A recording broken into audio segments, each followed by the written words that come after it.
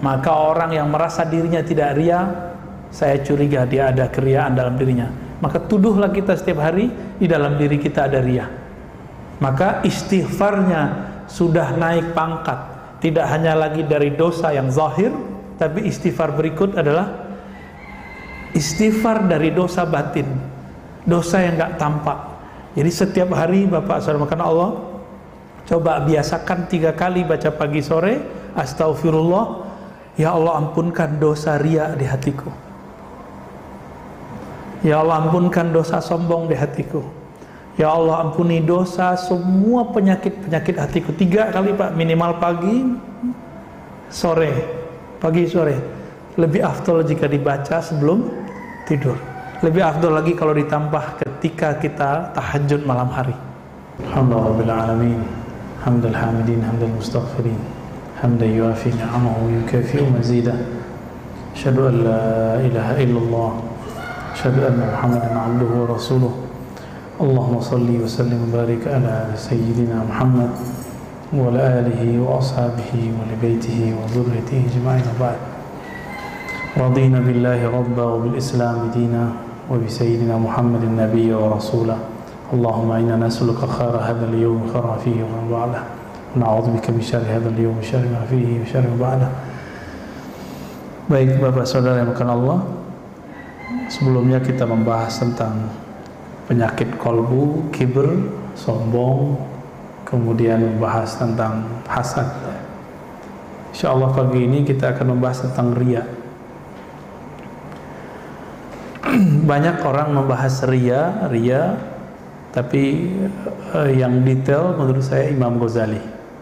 Ya, lalu diringkas di kitab ini oleh Syekh Al-Qasimi.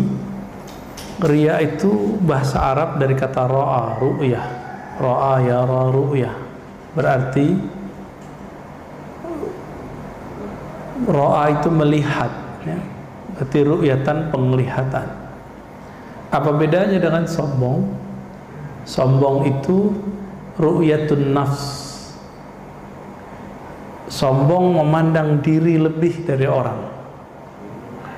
Kalau riya, ru'yatul amal, memandang amalan yang ada pada diri. Itu beda tipis antara riya dan sombong, ya. Satu mandang dirinya lebih dari orang, yang kedua mandang dirinya beramal.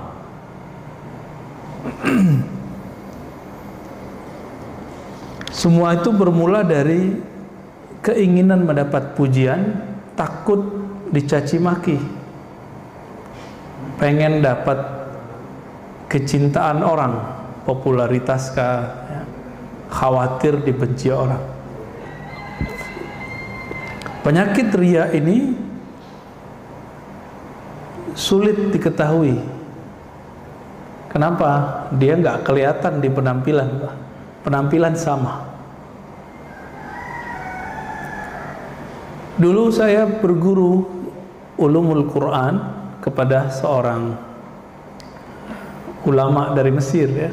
Beliau ngajar juga di ma'had kita, Dr. Bashiri Abdul Mu'ti.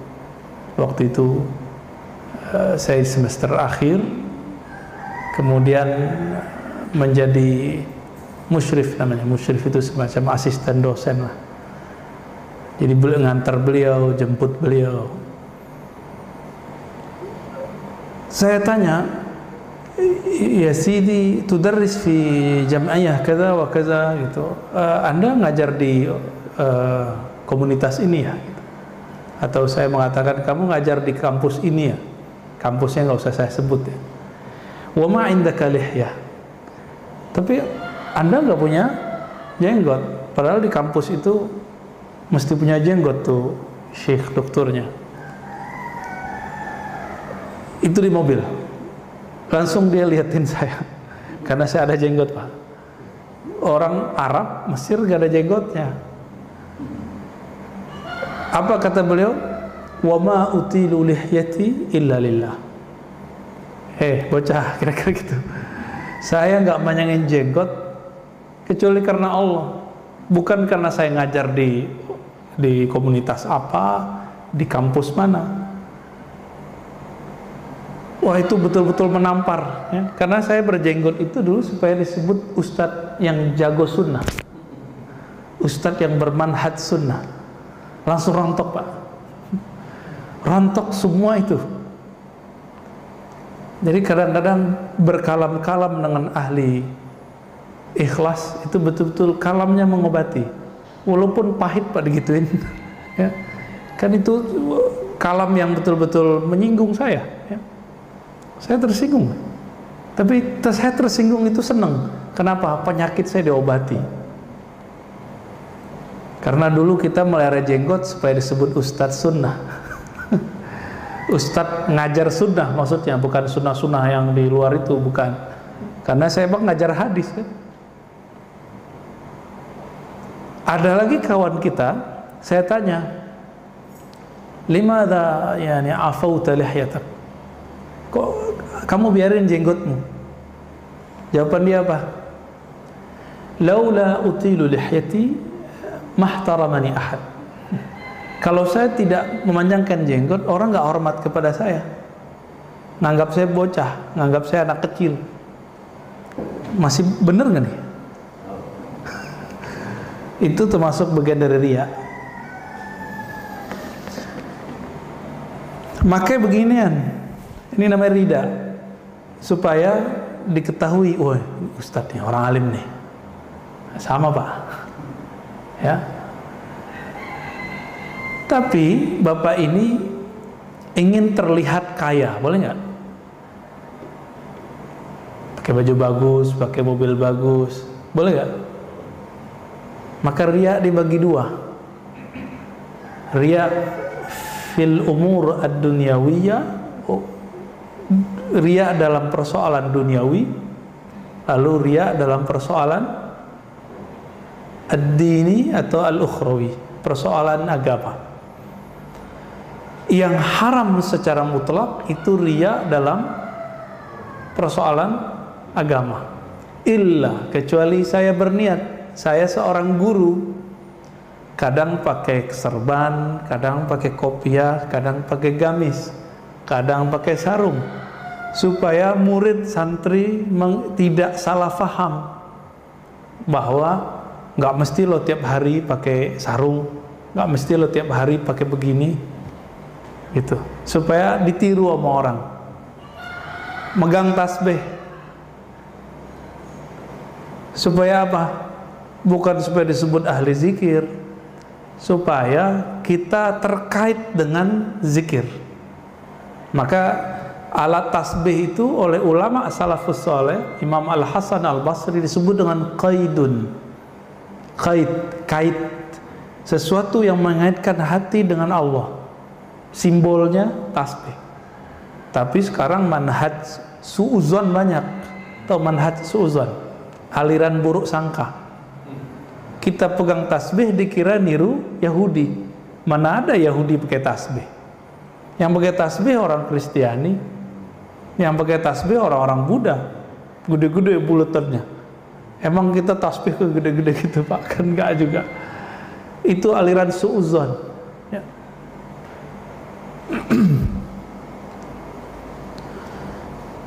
Di dalam Al-Quran, orang-orang riya itu diidentikan dengan yang suka beramal, amal akhirat, tapi tujuannya duniawi. Nah itu, jadi kalau boleh didefinisikan apa itu riya yang haram, orang yang beramal amal ukhrawi, amal agama, niatnya untuk kepentingan duniawi, baik itu popularitas, baik ingin disukai orang dan segala macam.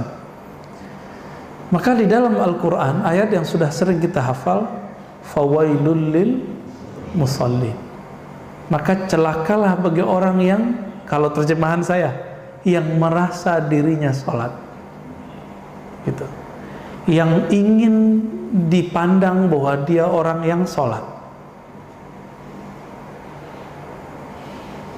Musallin, sholat itu terdiri dari gerakan, bacaan, lalu penampilan sholat butuh pakaian nggak? Nah ini Pak, berarti riya itu ada perbuatan, ada bacaan, ada penampilan. Disitulah masuknya riya. Jadi di mana saja riya itu punya indikasi, dia memasuki kita pada perbuatan kita, amal ya, taat. Yang kedua, kalam, subhanallah ya, gitu. Biar disebut sebagai orang yang soleh. Lalu kalimatnya, oh subhanallah, biar disebut islami. Islami atau Arabi, beda loh. Gimana? Akhi, ukhti. Supaya disebut kayaknya orang hijrah. Sudah ngaji nih, sudah berubah nih. Berasa nggak Pak saya panggil ya akhi? Atau saya panggil mas? Enakan dipanggil mana? Ya akhi itu kan mas sama aja ya. Akhi itu Arab, mas itu bahasa kita. Bang, dek, sama. Orang Arab sama aja. Orang Arab nyebut besar, kecil, seumuran itu akhi. Kita lebih lengkap. Jadi kadang bahasa Arab itu ada yang lebih lengkap dalam urusan-urusan tertentu, persoalan hukum, itu bahasa Arab menjagonya. Penafsirannya bisa dibawa kemana-mana. Tapi dalam budaya belum tentu. Kita nyebut beras, padi, lontong, apalagi Pak, bubur, ini barangnya sama kan? Itu di Inggris sama aja rice. Dalam bahasa Arab urz, sama. Maka dalam budaya kita lebih kaya sebenarnya. Kita manggil orang yang gede mas, orang yang kecil dek. Kita pernah dipanggil sama mahasiswa ya akhi. Karena yang saya uji, jadi ada mahasiswa yang saya uji, ya emang umurannya mungkin lebih dia daripada saya ya. Tapi kan kalau sekolah duluan saya daripada dia. Dipanggil ya akhi doktur gitu. Ya kita senyum aja karena kebiasaan dia manggil orang ya akhi ya akhi. Padahal Nabi mengatakan laisa minna man lam yahtarim kabirana, bukan bagian dari kami yang tidak menghormati orang yang besar, menyayangi yang kecil. Orang besar itu ada yang umurnya biologis, ada yang ilmunya, ada yang angkatannya, senioritas, junior, ada yang pangkatnya, ada yang karismanya, ya tergantung yang mana. Kita hormati dia. Dosen saya sekarang jadi apa sekarang? Jadi dia cerita, dulu ada teman kamu manggil saya pakai antum-antum gitu. Dikira itu Islami Pak. Tapi antum-antum kepada guru yang ada yang nggak terbiasa dengan begitu, itu tersinggung deh. Kalau saya kan biasa digituin, anak ente itu biasa digituin. Mau dia besar kecil mengantum-antumkan kita biasa. Tapi ada orang nggak biasa digituin. Maaf Pak, antum di mana? Nggak pernah dibalas lagi sama dia. Masa saya diantum-antumin? Antum itu kalau bahasa Arab kan kamu. Lu di mana gitu. Kalau bahasa Arab kan nggak begitu. Kalau emang mau pakai Arab nih, kita ngomong pada dosen, nggak begitu. Ini kan lucu. Pakai Sayyidina nggak boleh Pak. Tapi kalau orang Arab Saudi yang bermanhaj Salafi itu nyebut syekhnya Fadilatul Ustaz, Fadilatul Syekh. Apa arti Fadilatul Syekh? Yang terhormat. Sahibul ma'ali, yang sangat mulia. Itu kalau pejabat-pejabat tuh. Giliran Nabi nggak boleh. Ente baca Sayyidina bid'ah. Ternyata yang begitu-gitu udah dikikis Pak. Sekarang di Masjidil Haram khotib-khotibnya udah banyak yang pakai Sayyidina. Di 2016 saya umroh, beda dengan 2014. Khotibnya pakai Sayyidina. Allahumma sholli ala Sayyidina Muhammad. Ya di sini masih rame aja. Ya kan? Kalau imamnya baca kunut wassallallahu ala sayyidina Muhammad, langsung dia males. Kenapa? Ada masalah apa sih dengan Sayyidina itu? Berarti dia nggak ngerti cara menghormati Rasulullah. Oh bukan gitu Ustaz, ente nggak paham sunnah. Nabi mengatakan qulu Allahumma sholli ala Muhammad, katakan Allahumma sholli ala Muhammad. Itu kan Nabi contohin. Kalau baca sholawat kepada saya, bacalah Allahumma sholli ala Muhammad. Nggak pakai Sayyidina di hadis. Tapi di hadis lain kan beliau ngomong. Jadi kadang-kadang Nabi ngomong itu membahasakan dirinya Muhammad. Muhammad itu sudah terpuji tanpa Sayyidina. Tapi kita punya adab. Apa kata beliau? Ana sayyidu waladi Adam yaumal qiyamah wala fakhar. Aku adalah sayyidnya manusia yaumal qiyamah. Pada hari kiamat la fakhar. Sekarang kita nggak tahu, nanti kita bakal lihat. Nabi Adam aja tersungkur ya, ketemu Nabi Muhammad sallallahu alaihi wasallam. Nabi Musa aja kaget ngeliat Nabi Muhammad. Maka beliau bilang, saya sayyidnya manusia. Manusia nggak sini? Kalau manusia ya biasa aja orang baca Sayyidina. Tapi kalau ada orang yang nggak baca Sayyidina juga nggak apa-apa sebenarnya. Tapi jangan salahkan yang baca Sayyidina. Nah, ini ujian khotib Pak. Jadi kalau pas sholawat nggak mau baca Sayyidina. Kenapa? Ada 1-2 orang di antara jamaah itu menurut dia ini anti Sayyidina. Untuk menghormati 2 orang ini, ratusan orang yang sholat di situ merasa nggak nyaman telinganya. Cuma karena ngormatin 2 orang yang rese ini. Akhirnya ketika sholawat, Allahumma sholli ala Muhammad, dengan niat ingin menghargai 2 orang itu riya. Tapi dia begini, kadang saya mengamalkan Allahumma sholli ala tanpa Sayyidina, boleh. Kadang saya mengamalkan Allahumma sholli ala Sayyidina, itu nggak ada masalah. Tapi kalau karena si fulan, ini baru bid'ah. Bukan bid'ah lagi ya, haram malah.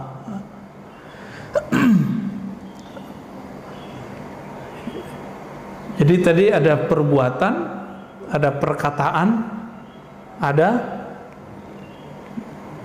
penampilan.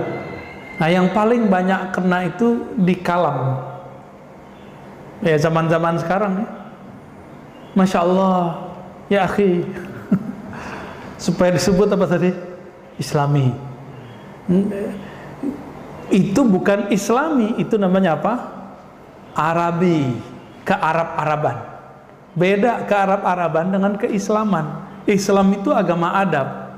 Adab itu sesuai dengan tradisi kita. Kecuali orang udah ngerti bahasa Arab. Ya. Jadi saya mengimbau teman-teman yang lagi semangat nih giroh belajar Islamnya, tidak usah mengarab-arabkan gaya kalam kita. Berkalam seperti biasa. Kecuali lagi kursus, ayo pakai akhi uhtian kita. Ya, kita layani bahasa Arab, mau berapa jam juga bisa kita layani ya. Nah, fawailul lil musallin, maka celakalah bagi orang yang merasa dirinya sholat, ingin dipandang bahwa dia sholat. Jadi mohon maaf Pak, kita bisa husnuzon, bisa suuzon kalau antum sholat lagi syuruk. Husnuzonnya mau berangkat kerja, suuzonnya waduh pengen dilihat nih gitu. Atau suuzon lagi apa? Nggak ngerti bahwa ngaji itu lebih afdal daripada sholat sunnah. Tapi saya husnuzon Pak ya. Jadi kalau Bapak nanti pas syuruk mau sholat aja. Kali mau kerja kan ya nggak masalah hari Senin.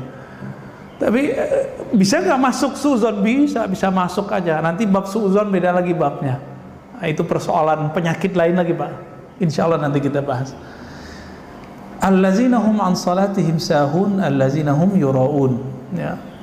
Orang-orang yang hum yura'un, mereka merasa dipandang, ingin dipandang.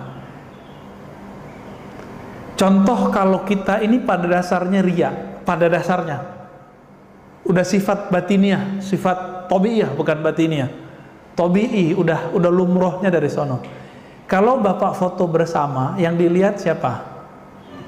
Diri sendiri nggak? Maka riya ini bagian dari penyakit narsisme. Narsis. Kok psikolog itu kalau kalau ngelihat di Facebook, di Instagram, kita ini suka moto diri sendiri. Ini bagi seorang psikolog ini bermasalah. Tapi bagi ahli kolbu, itu bisa diobati, Pak. Bisa diobati.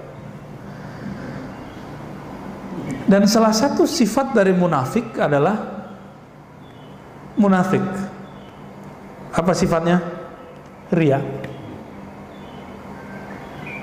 Beramal karena ingin dilihat. Nah, maka riya ini rate-nya dibagi. Pertama, riya yang mubah, yang boleh. Itu riya dalam urusan duniawi. Itu boleh. Bapak pengen ngecat rumah biar kelihatan bagus, boleh nggak? Ya, hari raya pengen baju bagus, boleh nggak? Resepsi pernikahan biar kelihatan meriah, boleh nggak? Ya boleh, nggak masalah. Tapi jangan berlebihan, jangan mubazir. Mubazir saudaranya setan, bukan teman, Pak. Saudaranya setan.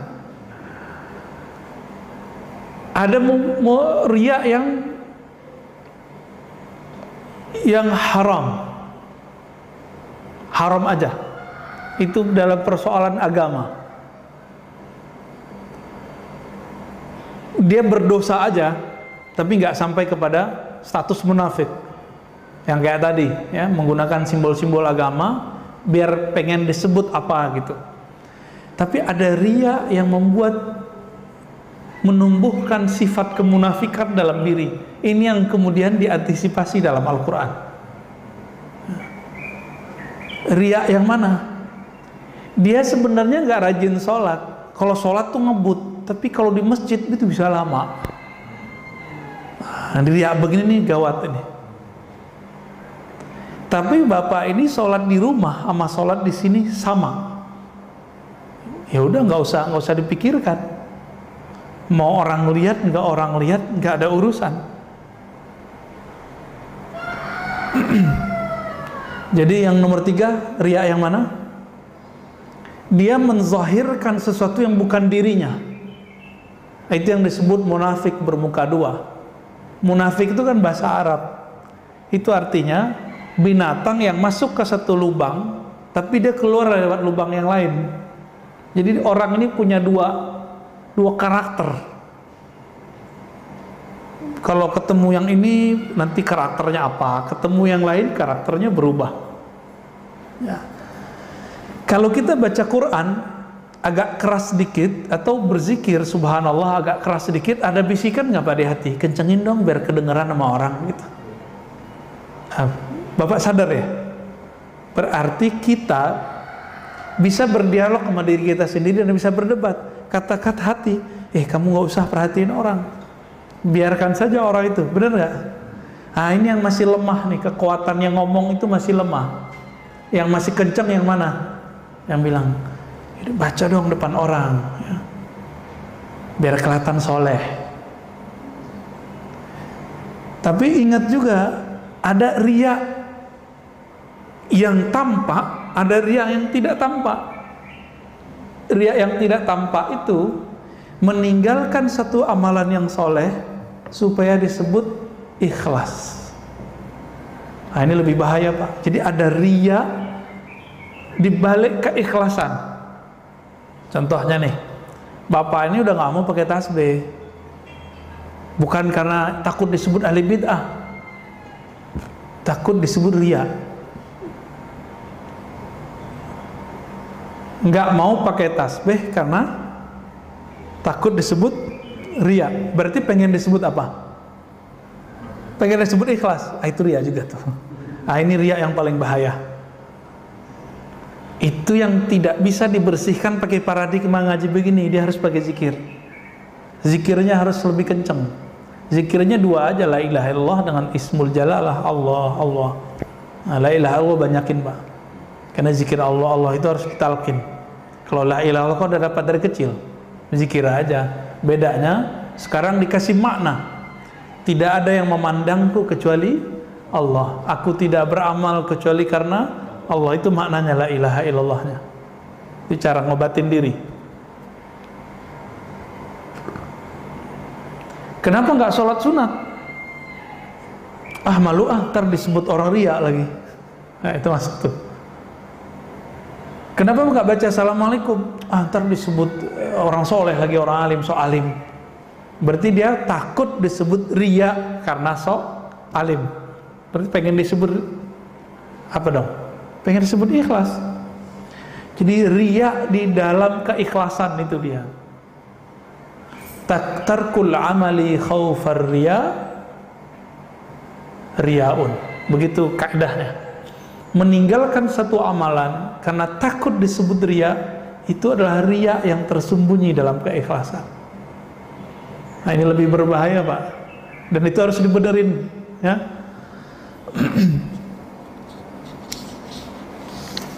Nah, kalau lagi puasa apa riyanya? Lemesin badan, ya. Lemes nih, nggak sahur. Orang awam mengira kalau puasa nggak sahur tuh hebat. Tapi menurut Nabi hebat nggak? Apa kata Nabi? Al-farqu bainana wa baina siyami ahli kitab as-sahur. Perbedaan puasa kita dan puasa ahli kitab itu sahur. Itu bedanya. Jadi nggak keren, Pak, orang nggak sahur hebat, nggak ada urusan. Justru yang hebat itu yang sahur.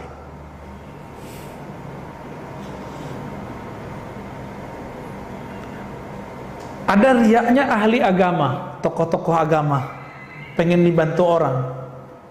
Gimana caranya? Teriak-teriak, ya, cari perhatian di sosmed, di Facebook. Pengen punya pesantren, foto tanah kosong, terus bilang, ya Allah, semoga diberi nanti kesempatan bikin pesantren. Posting. Pengen apa? Pengen nanti supaya ada orang kaya beli dia tanah, kan gitu. Atau pengen ada orang punya tanah ngasih dia wakaf, kan sama aja. Hatinya gantung sama makhluk, nyantol sama makhluk. Dakwah nih, zaman-zaman musim hujan, belum punya mobil, belum punya kuda berkaki 4, ya, kena hujan, pasang status di IG kah, di WA kah, ya Rob, beginilah perjalanan dakwah. Musim hujan, baju pun basah, tapi belum punya apa? Kuda roda 4. Niatnya apa? Pengen nanti ada orang agnia, orang-orang kaya beliin dia mobil. Nah, kan gawat ini. Kalau Allah sayang, nanti Allah kasih lain, Pak. Allah kalau sayang, maka si orang soleh ini akan diuji oleh orang-orang kaya itu. Tahu-tahu ada yang dia nggak ngomong apa-apa. Si orang soleh ini ujian hatinya ini riya atau enggak? Dia dakwah biasa, pakai motor kah, pakai apa kah, pakai jalan kaki kah? Nggak ada pasang-pasang status. Ini banyak nih kiai-kiai diuji dengan itu. Teman-teman saya para hufaz, para kiai, para tuan guru muda-muda itu kan belum mapan semua, Pak, rata-rata. Nah, ini ujiannya sama. Tiba-tiba ada orang kaya datang. Ustadz tinggal di mana? Oh, saya ngontrak di situ. Oh, ntar bulan depan kalau ada ini saya beliin rumah. Wah, ini kalam-kalam yang betul-betul ujian, Pak. Oh, Ustadz pakai motor ya, nanti saya beliin mobil. Nanti. Nah, ini ujian dia nih. Orang kalau udah ngomong begini, jangan pernah percaya. Ini pada aktivis keagamaan nih, kiai kah, ustadz kah, santri kah. Jangan pernah percaya. Itu ujian sengaja Allah kirim. Biasanya mau ditunggu sampai kapan aja itu nggak ada datang. Biasanya kalau Allah lagi nguji. Tapi kalau Allah ingin kasih istidraj, zahirnya nikmat, batinnya adalah jebakan, itu langsung dikasih, Pak. Itu berarti Allah nggak sayang sama orang ini. Tapi kalau Allah sayang sama orang ini, diselamatin hatinya. Ditunggu sekian bulan, bahkan setahun, nggak ada tuh orang tuh datang. Ya, dulu kiai saya juga cerita gitu. Bangun rumah dinas untuk para dosen, para ustadz, ya. Untuk Mahat Ali ini kan sebatas setara dengan kampus S1. Maka dibangunkanlah rumah dosen. Berkalamlah seorang agnia, orang kaya nih, konglomerat, bikin hati melarat. Apa kata dia? Tat, tenang Tat, ini rumah berapa duitnya? Zaman-zaman itu masih 250 juta. Zaman itu tahun 2006, sorry, 2006. Itu udah dapat 2 tingkat tanpa tanah Pak ya. Ditunggu-tunggu sama beliau 2 tahun, la kalam wala salam. Sesekali beliau sapa assalamualaikum, nggak bilang apa-apa, rumah udah jadi. Sama kontraktor udah utang. Itu ujian kiai saya tuh. Akhirnya beliau belajar juga di situ, nggak boleh gantung sama orang, nggak boleh. Teman saya ngeredit rumah, datang orang kaya, hafiz Ustadz, saya lihat beliau sangat tulus kalau ngajar. Nggak tahu isi hatinya ya, cuma kan kelihatan penangan kita begitu. Karena ada seorang ibu-ibu kan gampang ternyuh ngelihat Ustadz ini berjuang.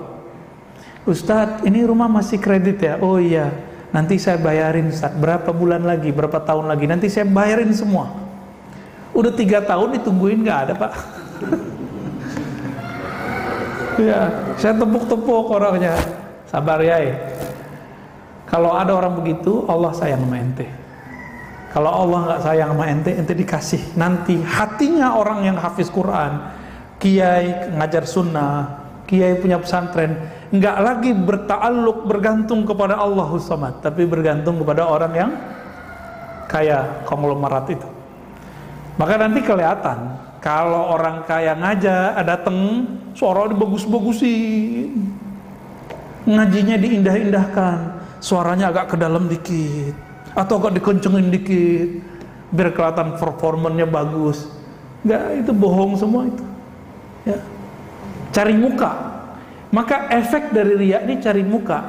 Dan makhluk yang suka cari muka itu si guguk apa si monyet? Si monyet Pak. Ini kalau bapak ini batinnya kuat, itu kadang-kadang muka orang tuh berubah kayak monyet, kelihatan sama kita. Saya kadang-kadang berdoa supaya nggak ngelihat itu. Namanya kasyaf ya.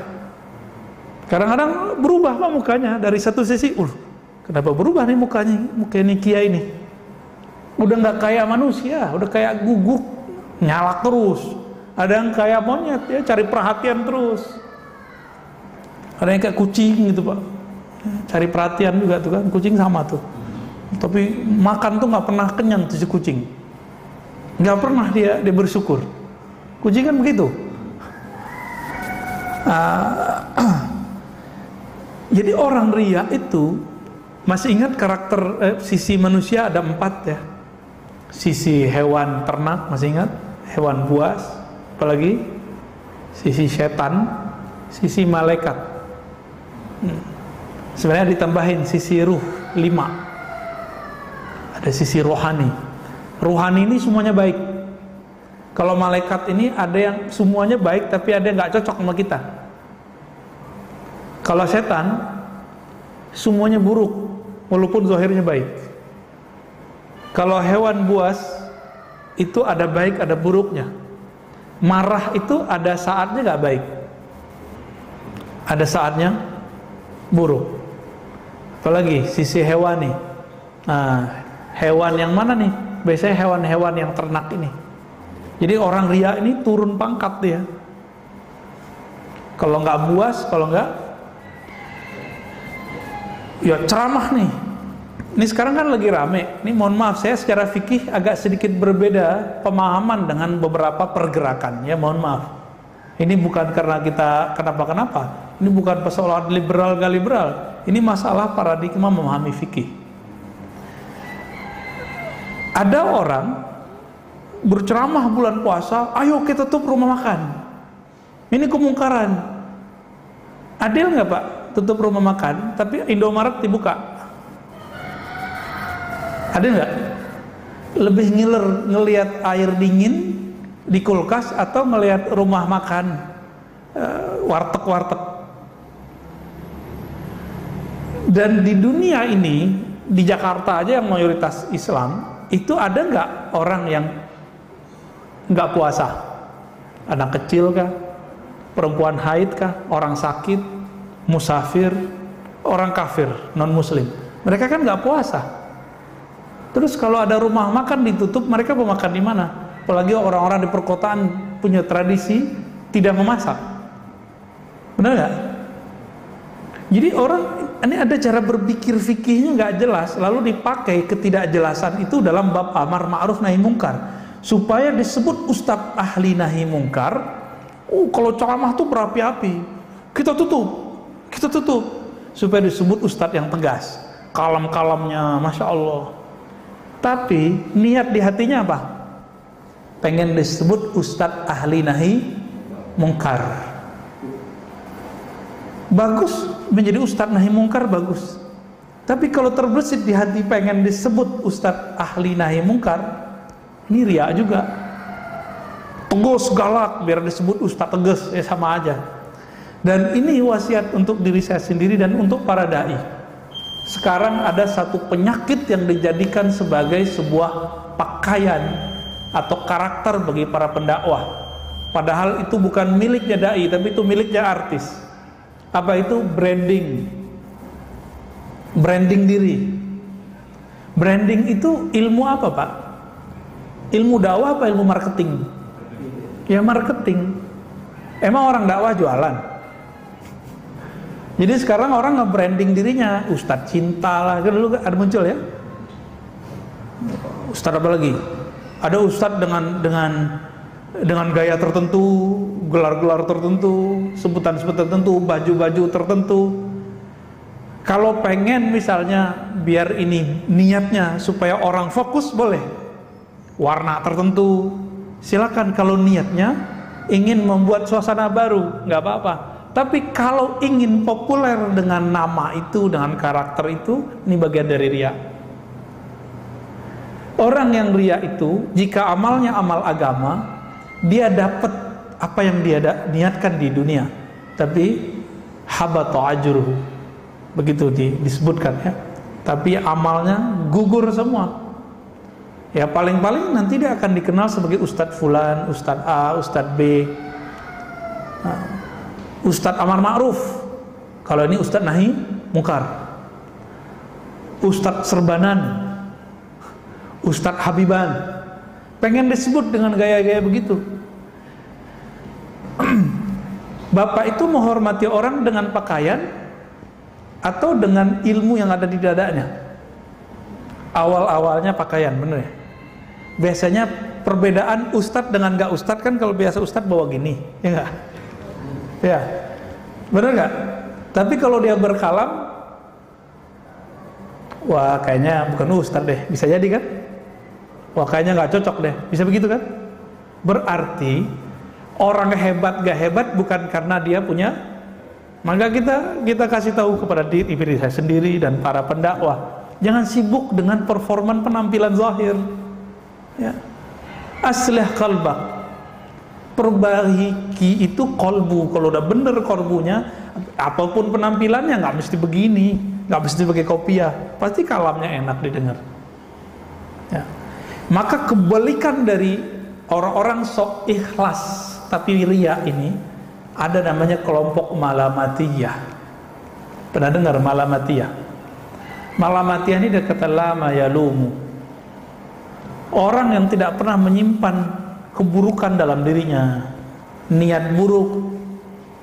Dia niatnya pengen terkenal, tapi dengan penampilan religius, beramal-amal ukhrawi untuk popularitas diri. Dia nggak ada itu.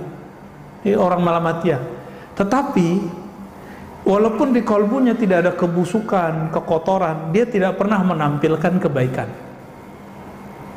Nah itu orang malamatiyah. Ini kebalikan dari riya. Nah, ini agak berat Pak. Orang begini gak banyak di dunia ya. Dan kita biasanya akan diuji terus sama orang begitu. Kadang-kadang ngerjain kita Pak, ngerjain lagi sholat di masjid, di depan dia berisik. Nah biasanya ustadz-ustadz yang membrand dirinya ahli nahi mungkar ngamuk sama dia. Padahal targetnya bukan itu. Targetnya apa?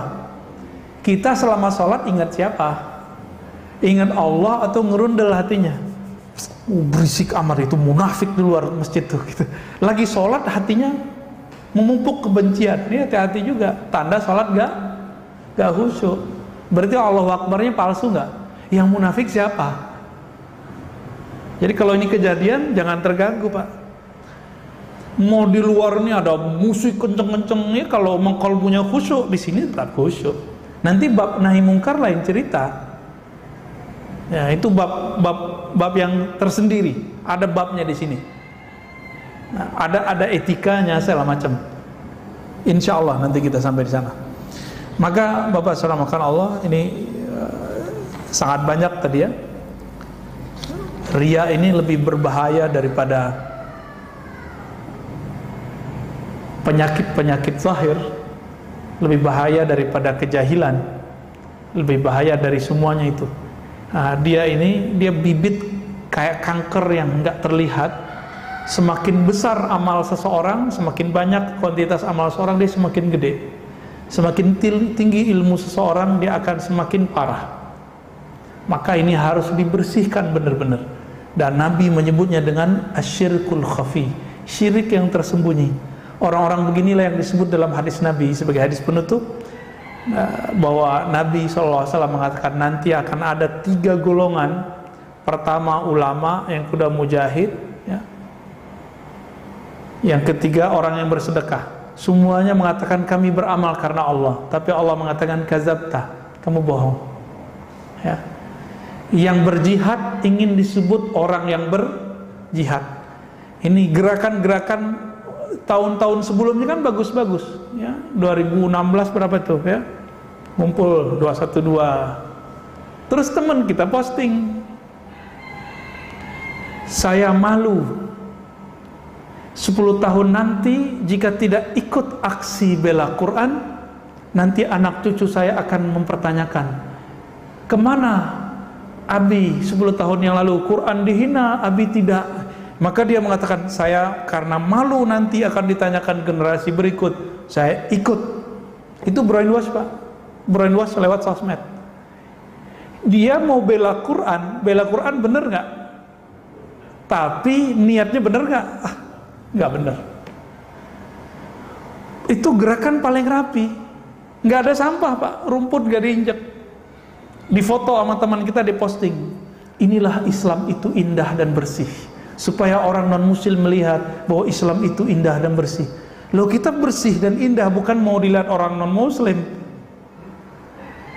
Jadi dia masuk ke dalam bab-bab seperti ini. Bahaya nggak? Ini bahayanya. Posting dulu, ini kan viral dulu ya. Posting simbol tauhid. Ini bertauhid itu, beriman itu harus butuh perjuangan. Untuk apa berjuang aja, nggak usah posting ya. Mau berjuang mau apa nggak usah diposting, kecuali antum fundraising lembaga zakat atau pengurus masjid lagi fundraising, perlu kita foto, kita ngasih apa, tapi jangan norak juga ya. Jangan norak. Di salah satu lembaga zakat itu ada namanya Pak Parni Hadi. Itu marah Pak kalau ada orang mau fundraising terus eksploitasi orang susah. Di foto tuh orang-orang patah kaki, orang sakit, orang cancer, di foto terus kita ngasih duit. Itu penghinaan namanya. Merendahkan dia. Kita mau mengambil duit orang-orang kaya, mengetuk hati orang kaya dengan mengeksploitasi yang menjadi aib orang ini. Fakir itu bagi orang aib nggak? Miskin, itu aib bagi mereka. Maka banyak orang-orang miskin sok kaya itu banyak, supaya nggak ketahuan miskinnya. Orang sakit itu malu ketahuan sakitnya, kecuali dia mau cari perhatian biar dapat duit. Itulah cerita ya. Maka Bapak salamkan Allah, karena ini penyakit yang tidak terlihat. Kita yang tahu bahwa kita punya penyakit ini atau tidak. Maka orang yang merasa dirinya tidak ria, saya curiga dia ada keriaan dalam dirinya. Maka tuduhlah kita setiap hari di dalam diri kita ada ria. Maka istighfarnya sudah naik pangkat.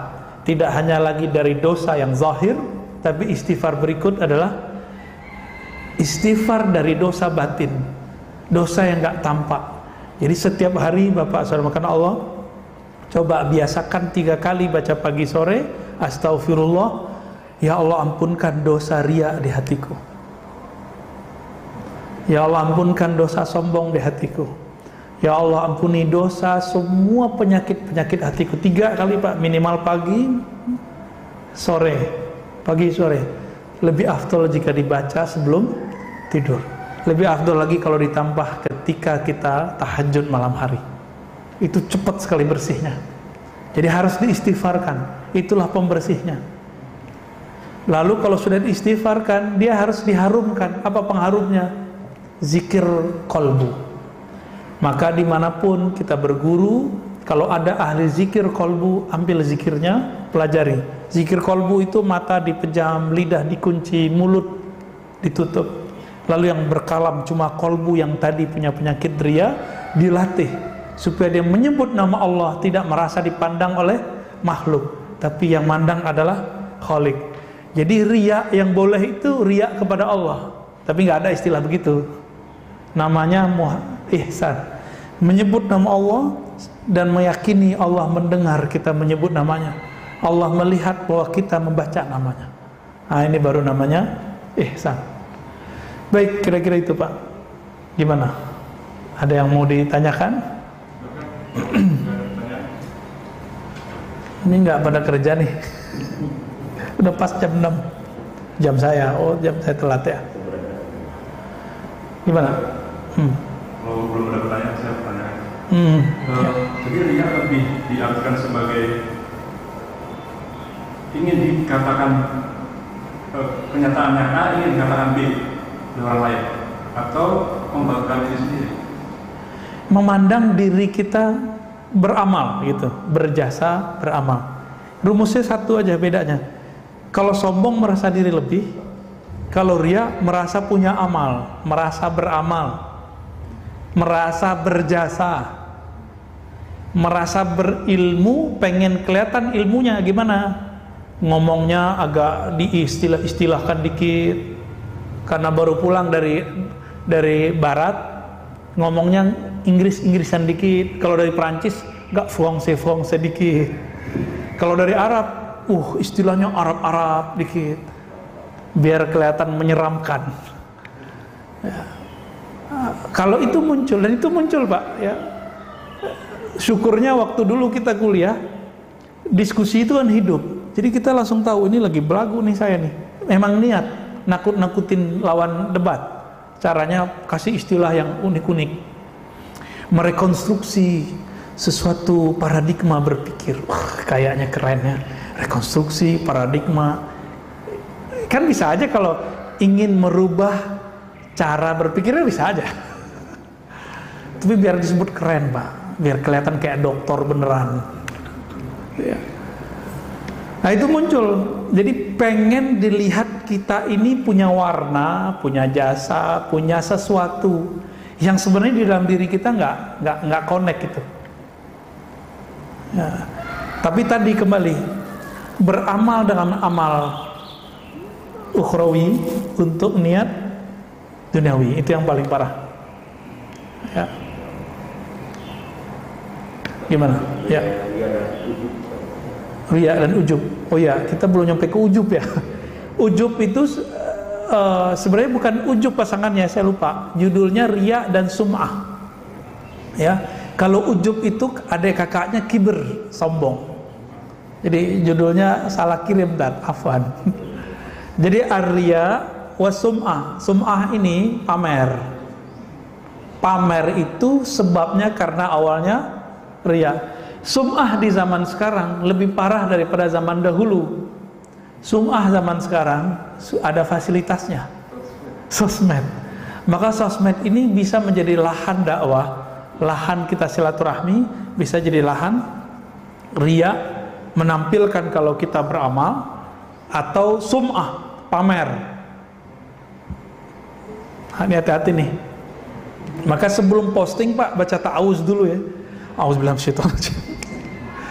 Ya, Saya kalau memosting apa itu, saya minta ampun dulu kepada Allah kalau nilai saya salah. Ya. Kalau salah nanti kan biar Allah sendiri yang akan ini. Itu jidat Bapak, hati-hati itu Pak. Kita candain, gak marah dia. Ada dulu yang saya bilangin gitu, langsung berdiri Pak dia. Hati-hati loh Pak, jidat hitam gitu. Langsung berdiri, berarti nggak mau dibilangin. Entah saya yang salah ngomongnya atau apa. Jadi kita sampai di satu penafsiran dulu, simahum fi wujuhim min atharis sujud. Tampak ciri-ciri pada wajah mereka yaitu atharis sujud. Asar itu artinya bekas atau efek dari sujud. Ada efek yang zahir, hitam jidat kita, itu biasa. Tapi efek sujud yang paling tinggi apa? Orang sujud itu kepalanya di mana? Di bawah. Maka efek sujud yang hakiki ketika saya nggak pernah meninggikan isi kepala saya. Baru jidatnya lahir batin tuh Pak. Jadi yang jidatnya hitam itu kewajibannya lebih besar daripada kita yang nggak hitam Pak. Karena orang tahu, wah ini kayaknya banyak sujud nih. Maka kewajiban Bapak lebih kuat daripada kita, lebih berat menjaga efek sujud nih. Ya. Jenggot sama, yang punya jenggot ini lebih berat Pak urusannya. Ya. Kan ada yang jenggot style. Ya, itu urusan niat aja itu. Jadi amal-amal apa saja itu tergantung kita. Apapun ya, jadi nggak mesti. Banyak juga yang jidatnya hitam nggak sholat juga ada. Ya, selamat Pak, punya tanggung jawab berat. Apalagi, udah.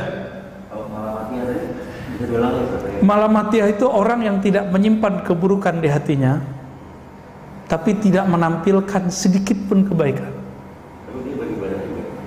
Ibadahnya nggak kelihatan sama kita. Maka orang sholat dia nggak kelihatan sholat, nunjukin nggak kelihatan sholat. Orang kayak gini itu semakin Allah memandang kolbunya, semakin dia ingin menunjukkan keanehan depan orang, biar nggak ketahuan kalau dia ini dekat kepada Allah. Jadi mereka ini bersembunyi dalam terang. Bahkan mungkin jarang ketemu di masjid Pak. Kadang ada masjid, ada kafe, dia di kafe. Maka Malamatiyah ini ujian-ujian antara Nabi Musa sama Nabi Khidir. Nabi Musa, Nabi Khidir, saya mau tanya, bunuh orang benar apa salah?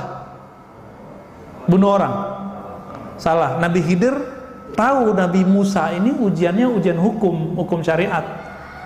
Nabi Musa kalau melihat ada orang melanggar syariat itu langsung darahnya naik, karena beliau simbol nahi mungkar. Nabi Musa itu bukan karena pengen disebut ahli nahi mungkar, tapi karena beliau emang seorang Rasulullah, emang haknya.